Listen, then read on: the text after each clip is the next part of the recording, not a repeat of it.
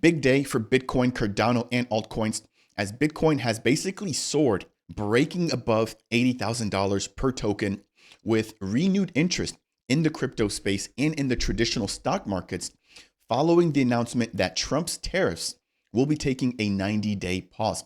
Now, what does this mean for Bitcoin, Cardano, and altcoins? Well, I'll be breaking that down as a part of today's video. As always, let's jump on in.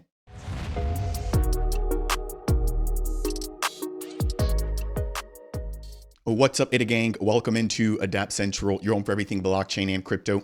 I'm your host here for Reed. As a part of today's video, brief update here as we've seen Bitcoin soaring nearly 10% on the day, Ethereum gaining even more than Bitcoin, which typically doesn't happen.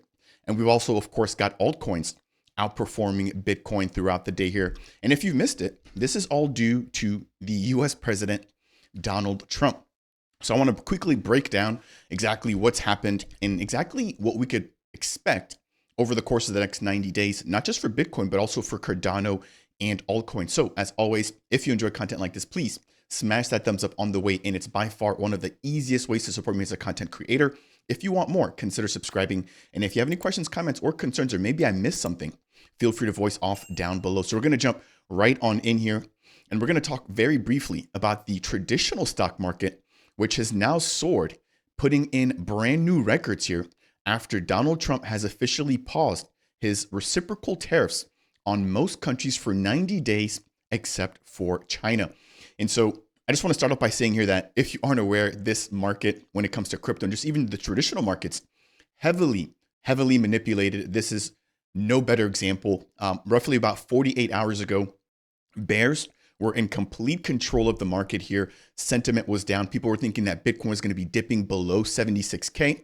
Now, if you've been in the space, right, and you've just been watching the entire market, you'd realize that there's a lot of resistance, or excuse me, a lot of support, I should say, coming in at that $76,000 range, given the fact that we were basically trading there for roughly about 6 to 7 months.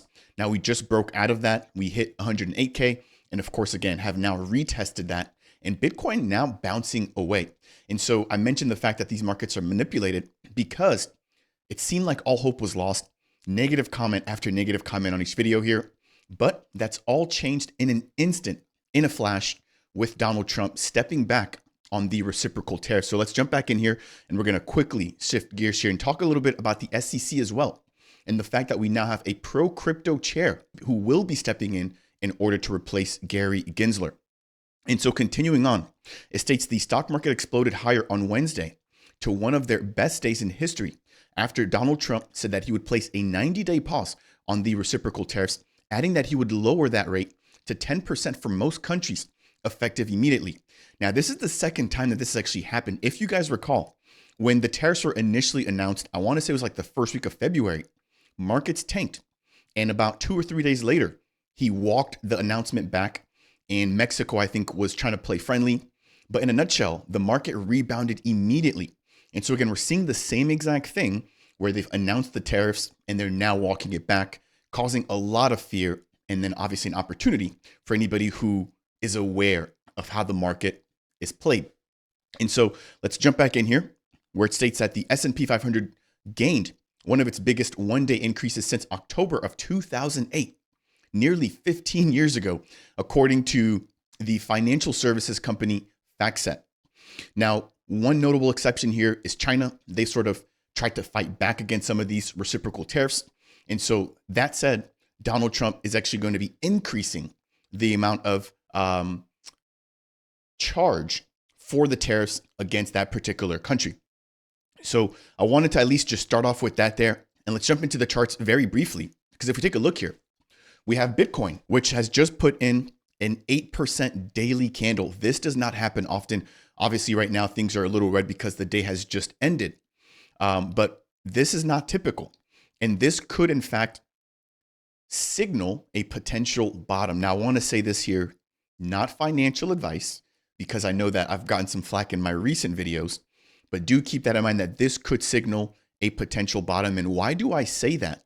Well, a lot of people are looking at this particular death cross here where we have the 50-day moving average on the daily time frame breaking below the 200-day moving average on the daily, which typically signals more downside or further downside to be expected.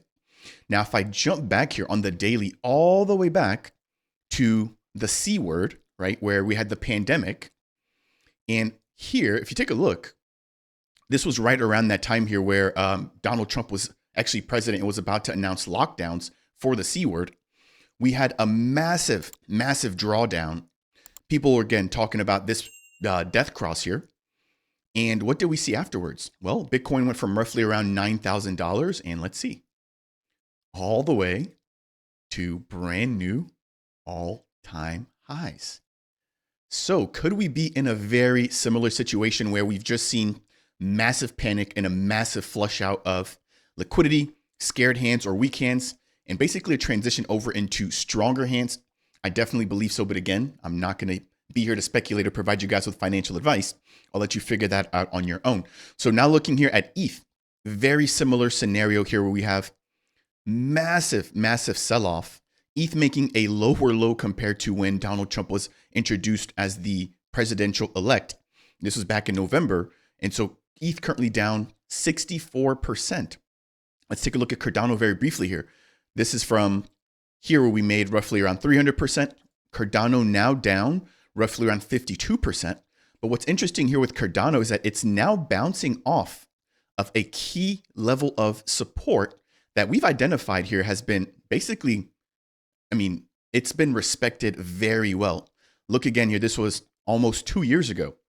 We have resistance up here at the 70-cent range and then breaking down below. And then again, we saw some price here, some price action around that 50-cent range or that 60-cent range, excuse me. And we're now starting to see the fact that we're now bouncing off of that particular range. Now, one could also say here that we have, again, another death cross, but I believe that bears have been in control for the last 5 to 6 months. And today was one of the first days where bears were massively liquidated. I want to say it was over $500 million worth of assets liquidated throughout the entire crypto market here. But I do want to quickly highlight something that could be bullish. So if I jump over here, I want to briefly talk about a falling wedge, which has now presented itself here for Bitcoin, where we have, again, these are the tops at 108K right here. And we're now seeing the falling wedge. This is the downward trend line. And then we have the top trend line here. And as you guys can see, their price sort of converging between both of the trend lines.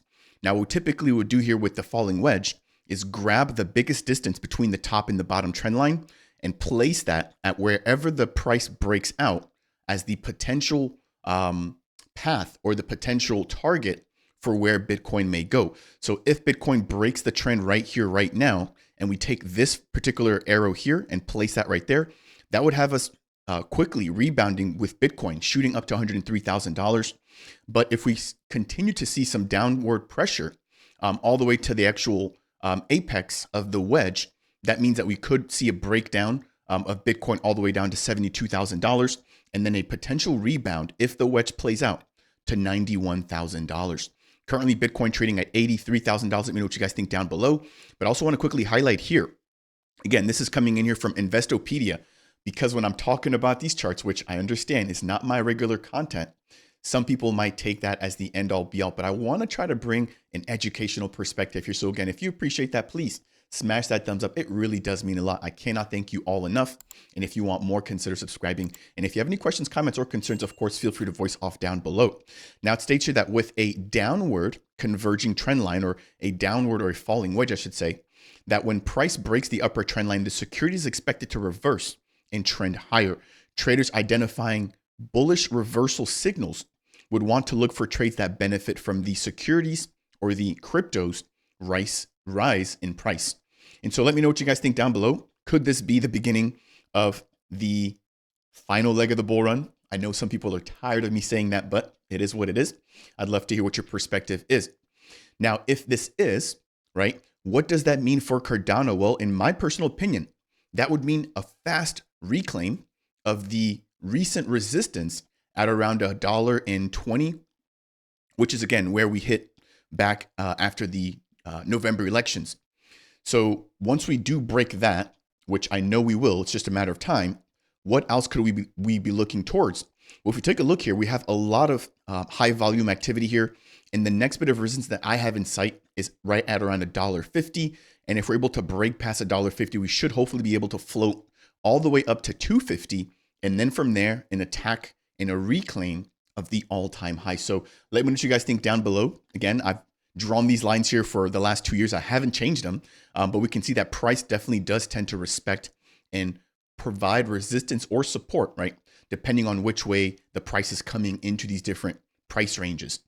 Now, as we get ready to wind things down here, we have the US Senate, which is now confirmed that Paul Atkins, who's pro-crypto, will now be set to lead the SEC under Trump's administration. Now, this is after the US Securities and Exchange Commission basically put up a 51-45 vote, and this was done earlier today on April 9th. So I'm going to read 2 brief pieces here where it states that Atkins founded a financial consulting firm called Potomac Global Partners in 2009, specializing in regulatory compliance and risk management.